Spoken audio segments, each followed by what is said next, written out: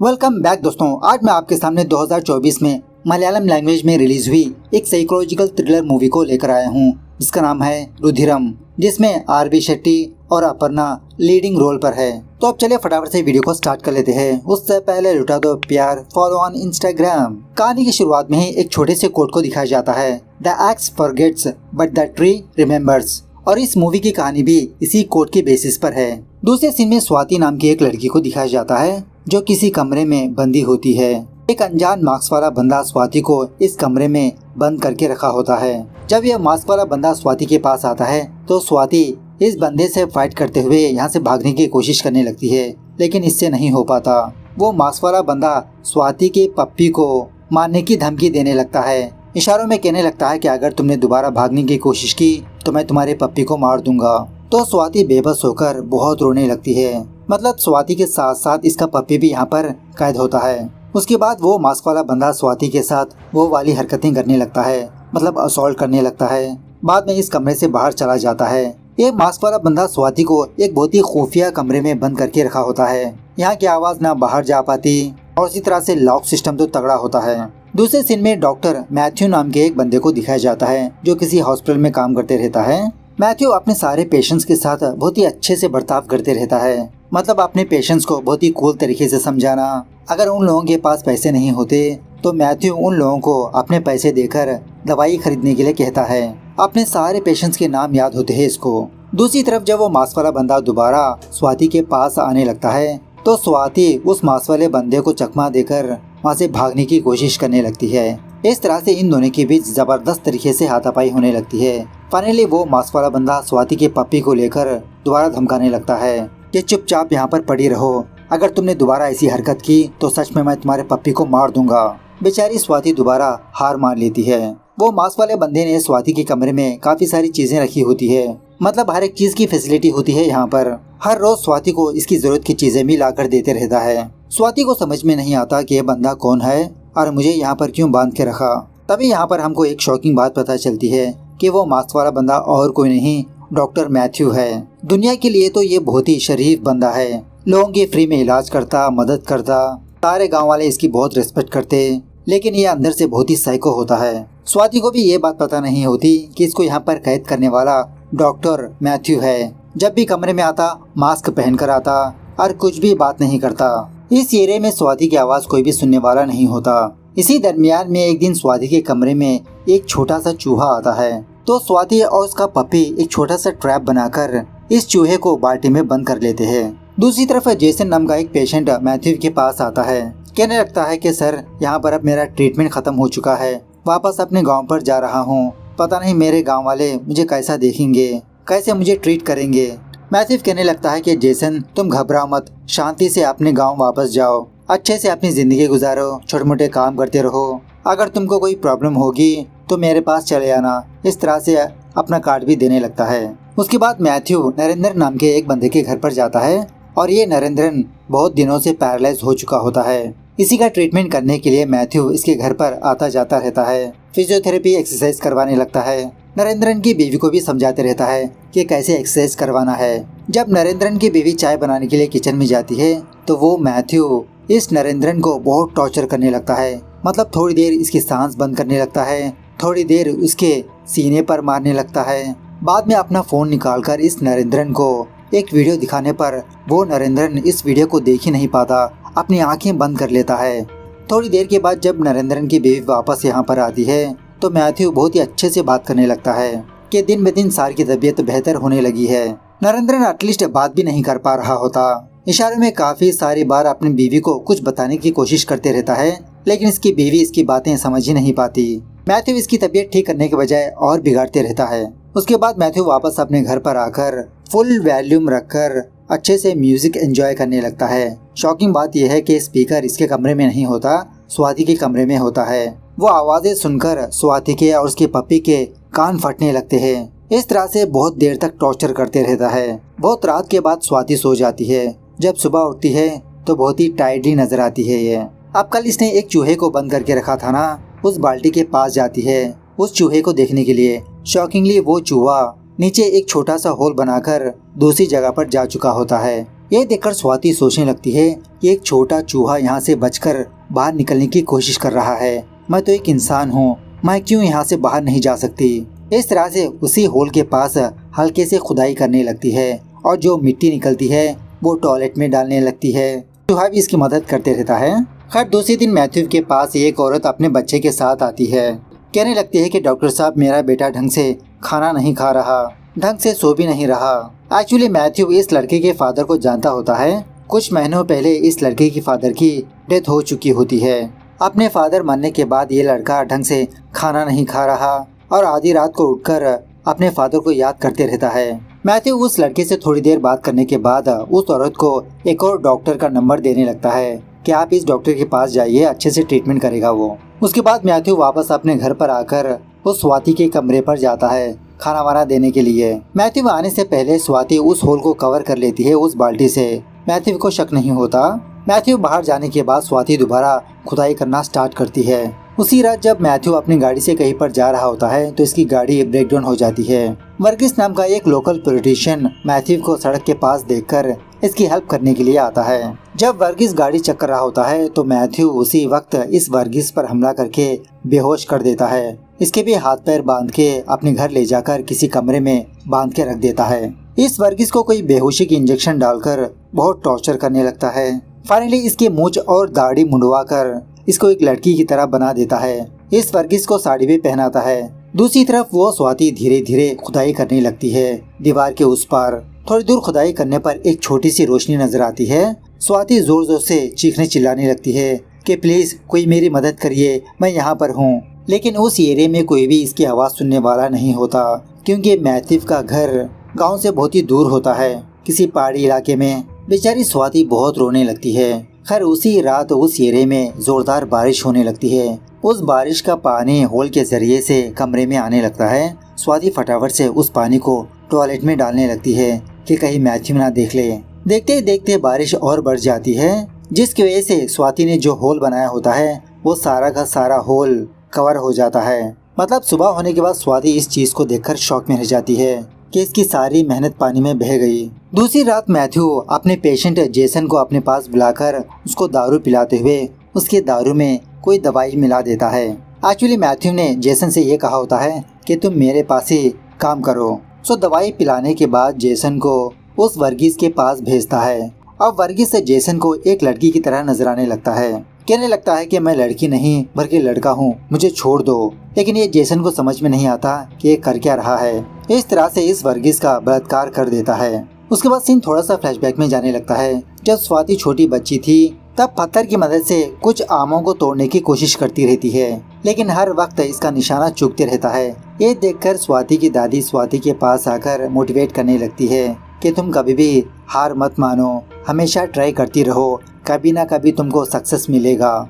इस तरह से और भी काफी सारी बातें बोलने लगती है। तभी स्वाति की नींद खुल जाती है। मतलब स्वाति ने अपने बचपन का एक छोटा सा सपना देखा। तभी स्वाति का वो पप्पी दोबारा उस होल की खुदाई करते रहता है। सो स्वाति बिना हार माने ये भी खुदाई करने लगती है। जब मैथ्यू आता इस होल को कवर कर लेती। इस तरफ वो बंदा नरेंद्रन अपनी बीवी को कुछ बोलने की कोशिश करते रहता है। मतलब अल्फाबेट्स का बोर्ड होता है, उसके जरिए से कुछ बताने की कोशिश करते रहता है, लेकिन इसकी बीवी को कुछ भी समझ में नहीं आता। तभी नरेंद्रन को देखने के लिए मैथ्यू आता है। उसी वक्त नरेंद्रन की बीवी को पुलिस वाले फोन करने पर वो थोड़ा साइड में जाती है। मैथ्यू नरेंद्रन से कहने लगता है कि तुम मेरे बारे में ही बोलने वाले हो ना, तुम कभी भी मेरे बारे में बोल नहीं सकते। इस तरह से दोबारा नरेंद्रन को एक वीडियो दिखाने लगता है। मतलब स्वाति और कोई नहीं, इस नरेंद्रन की बेटी होती है। मैथ्यू स्वाति के साथ असॉल्ट करते हुए वीडियो नरेंद्रन को दिखाते रहता है। वो देख ही नहीं पाता, बहुत रोने लगता है। मतलब मैथ्यू बाप बेटी दोनों को टॉर्चर करते रहता है। उसके बाद सीन थोड़ा सा फ्लैशबैक में जाने लगता है। एक्चुअली ये नरेंद्रन एक बहुत बड़ा डॉक्टर होता है। उसी हॉस्पिटल में मैथ्यू भी एज ए जूनियर डॉक्टर की तरह काम करते रहता है। एक दिन सर्जरी रूम में मैथ्यू की वजह से एक छोटी सी गलती हो जाती है। मतलब नरेंद्रन को एक इंस्ट्रूमेंट देने के बजाय दूसरा इंस्ट्रूमेंट देने लगता है। मैथ्यू कुछ ही दिनों पहले यहाँ पर ज्वाइन हुआ होता है।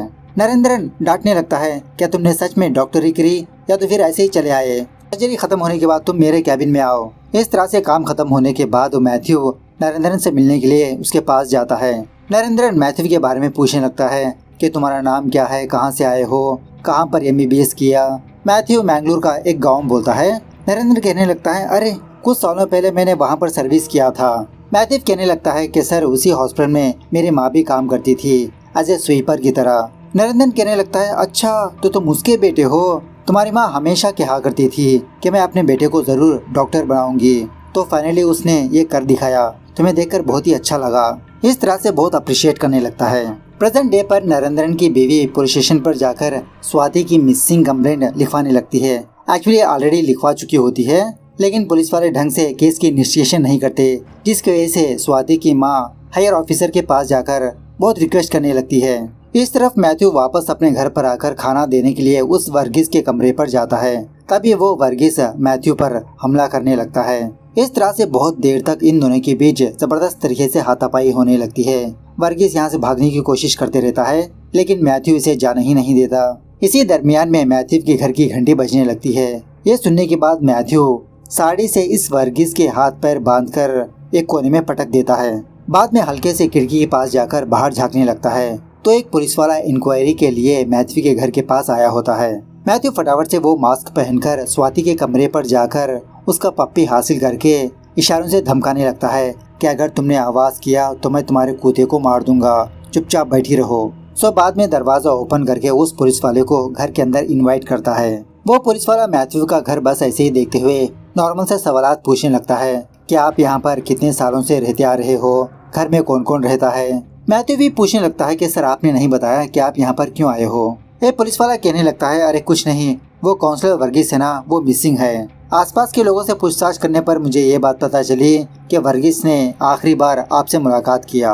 मैथ्यू कहने लगता है, हाँ सर, उस रात जब मैं वापस घर आ रहा था तो रास्ते में मेरी गाड़ी ब्रेकडाउन हो गई। उसी रास्ते से वर्गीस भी गुजर रहे थे, तो मेरी गाड़ी ठीक करवा दी। उसके बाद मैं वापस चला गया।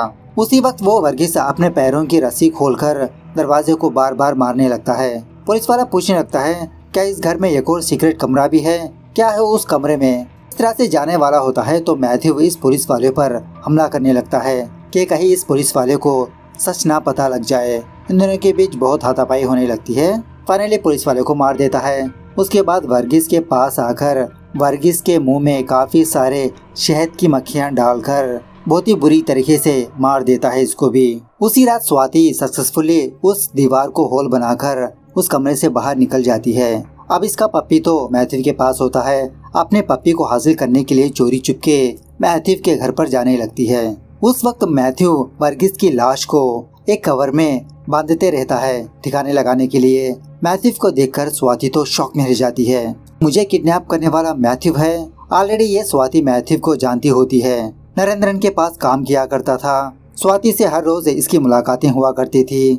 काइंड ऑफ फ्रेंड्स भी होते हैं ये दोनों। खैर मैथ्यू जेसन के साथ वर्गीस की लाश को अपनी गाड़ी में रखकर किसी जंगल के इलाके में ले जाकर एक बहुत बड़ा गड्ढा खोदकर ये दोनों वहाँ पर दफना देते हैं। इसी मौके का फायदा उठाकर स्वाति मैथ्यू का घर का दरवाजा तोड़कर अंदर जाकर अपने पप्पी को हासिल करके जो जरूरत की चीजें होती है वो सब कुछ पैक करके वहाँ से भाग जाती है। जब मैथ्यू और जेसन वापस आते हैं तो घर का नज़ारा देखकर शॉक में रह जाते हैं। फटाफट से स्वाति के कमरे पर जाने पर दीवार के पास उस होल को देखकर और शॉक में रह जाते हैं। मैथ्यू अपने हाथ में गन लेकर उसी रास्ते से जंगल की ओर जाने लगता है स्वाति को ढूंढते हुए। तभी किसी जगह पर आने के बाद स्वाति का वो पप्पी भौंकने लगता है। मैथ्यू उस तरफ फायरिंग करते हुए स्वाति को फॉलो करते रहता है। बहुत देर तक इन दोनों के बीच छुपन छुपाई चलती रहती है। फाइनली सुबह भी हो जाती है। बेचारी स्वाति जंगल में भागती ही रहती है। तभी इसका पैर किसी ट्रैप में फंस जाता है। मतलब जानवरों के लिए जो ट्रैप बनाते हैं ना, उस ट्रैप में स्वाति का पैर फंस जाता है। स्वाति बहुत ही मुश्किल से उस ट्रैप से अपने पैर को बाहर निकालकर अपने पैर की मरहम पट्टी करने लगती है। दोबारा अपने पप्पी को लेकर वहाँ से जब भागने लगती है तो पप्पी दोबारा आवाज करने लगता है। मैथ्यू उस तरफ फायर करने पर गोली उसके पप्पी को लगकर ये मर जाता है। अपने मरे हुए पप्पी को देखकर स्वाति बहुत रोने लगती है। ये तो इसका फैमिली मेंबर जैसा था। थोड़ा आगे जाने के बाद स्वाति को एक बहुत ही पुराना घर नजर आता है। इस घर में स्वाति को काफी सारे हथियार मिलते हैं, जैसे कुल्हाड़ी, तीर। ठान लेती है कि मैथ्यू और जेसन को मार ही देगी। सो जानबूझकर स्वाति जेसन को आवाज करके बुलाने पर इन दोनों के बीच जबरदस्त तरीके से फाइट होने लगती है। ये दोनों भी बहुत जख्मी होते हैं, लेकिन फाइनली स्वाति उस जेसन को मार ही देती है। अब शायद जेसन नशे में होता है, इसलिए मैथ्यू जो भी बोलता है वो सारी चीजें ये करते रहता है। उसके बाद मैथ्यू जेसन और स्वाति को ढूंढते रहता है तो किसी नदी के पास इसको जेसन की लाश नजर आती है। सोचने लगता है कि स्वाति यही कहीं आसपास है। उसी वक्त स्वाति तीरों से इस पर हमला करने लगती है चुप चुप के। मैथ्यू भी अपनी गन लेकर फायर करता है। फाइनली इन दोनों का एक दूसरे से सामना होता है। इन दोनों के बीच भी फाइट होने लगती है। मैथ्यू अपनी गन लेकर स्वाति पर फायर करता है और यहाँ पर ये सीन कट होता है। सीन दोबारा थोड़ा सा फ्लैशबैक में जाता है। मतलब नरेंद्र ने मैथ्यू को अपने कैबिन में बुलाकर इसके बारे में, इसकी माँ के बारे में पूछा था ना, इसको अप्रिशिएट भी किया था। सो मैथ्यू से बात करते समय वो नरेंद्रन मैथ्यू के पास आकर इधर उधर टच करने लगता है, थोड़ा सेक्सुअल तरीके से। जब मैथ्यू साइड में हटता है तो नरेंद्रन मैथ्यू को दबोचते हुए कहने लगता है कि तुम्हारी माँ ने ही मुझे मना नहीं किया तो तुम कैसे मुझे मना कर सकते हो। तुम्हारे माँ ने मुझे बहुत खुश किया, अब तुम्हारी बारी है, तुम भी मुझे बहुत खुश करो। तो बाहर आने के बाद मैथ्यू को सब कुछ समझ में आ जाता है कि इसी नरेंद्रन ने इसकी माँ के साथ ऐसी गंदी हरकतें की। बहुत रोने लगता है। उसी किसी मैगजीन के ऊपर नरेंद्रन की फैमिली को देखता है, इसकी बीवी, इसकी बेटी स्वाति। मैथ्यू अपने बचपन का एक इंसिडेंट याद करने लगता है। मैथ्यू अपने बचपन में हर रोज अपनी माँ का इंतजार करते रहता है। जब भी इसकी माँ ड्यूटी से वापस मैथ्यू के पास आती, मैथ्यू पूछने लगता है कि माँ तुम हमेशा घर लेट क्यों आती हो माँ। मैथ्यू की माँ कहने लगती है कि मैं जिस जगह पर काम करती हूँ वहाँ पर एक राक्षस है बेटा, उसके टॉर्चर अब मैं सही नहीं पा रही, इसीलिए मैं घर लेट से आ रही हूँ। बेटा मैथ्यू तुम थोड़ा ध्यान से सुनो, अच्छे से पढ़ाई करके तुम एक बहुत अच्छे डॉक्टर बनो, लोगों की सेवा करो। उस वक्त मैथ्यू को इसकी माँ की बातें कुछ भी समझ में नहीं आती। खैर प्रेजेंट डे पर जब मैथ्यू अपनी गन लेकर स्वाति पर फायर करने लगता है तो उसी वक्त स्वाति एक चाकू से मैथ्यू के पेट में स्टैब कर देती है। ये बहुत जख्मी हो जाता है। स्वाति पूछने लगती है कि बताओ तुमने मेरे साथ ऐसा क्यों किया। मैथ्यू कहने लगता है कि तुम अपने पिताजी के पास जाकर सारी बात पूछ लो, वही बताएगा। स्वाति कहने लगती है कि अगर मेरे बाप ने तुम्हारे साथ कुछ गलत किया तो बदला मेरे बाप से लो, मैंने क्या किया। ये सुनकर मैथ्यू हंसने लगता है। स्वाति दोबारा इसके पेट में स्टैब करके शायद मार के वो रास्ते की ओर भागने लगती है। रास्ते पर जाते समय उसी रास्ते से कुछ पुलिस वाले स्वाति को देखकर इसको हॉस्पिटल पहुंचाते हैं। उसके बाद मैथ्यू उस वर्गीस को क्यों मारा ये दिखाया जाता है। एक दिन मैथ्यू के पास एक माँ अपने बच्चे को लेकर आई थी ना कि मेरा बेटा खाना नहीं खा रहा, ढंग से सो नहीं पा रहा।